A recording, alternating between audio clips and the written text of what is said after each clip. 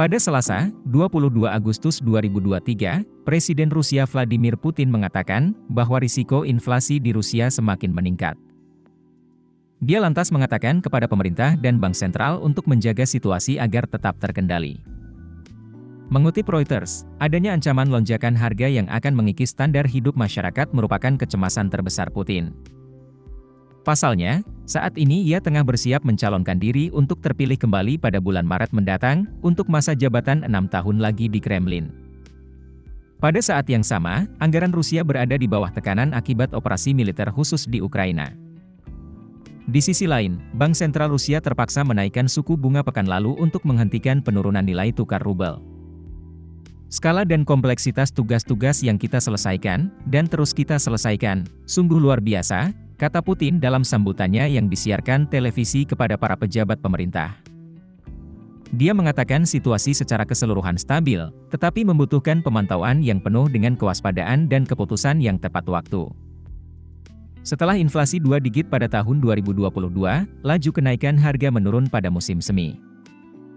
Namun kini inflasi kembali berada di atas target bank sentral sebesar 4% dan terus meningkat.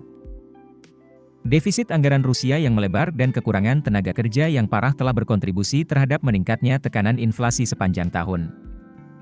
Ketika rubel jatuh di bawah level 100 terhadap dolar pada minggu lalu, Bank Sentral terpaksa merespons dengan menaikkan suku bunga acuan sebesar 350 basis poin menjadi 12%. Setelahnya, rubel berhasil menguat tajam. Kondisi ini juga dibantu oleh eksportir yang meningkatkan penjualan pendapatan mata uang asing mereka setelah berdiskusi dengan pihak berwenang Rusia. Putin mengatakan, volatilitas di pasar keuangan telah menghambat keputusan investasi perusahaan dan merupakan sesuatu yang perlu dikendalikan. Pemerintah dan bank sentral perlu secara aktif menggunakan instrumen yang tersedia, katanya. Putin menambahkan bahwa penting bagi Rusia untuk mempertahankan tingkat produksi industri yang tinggi.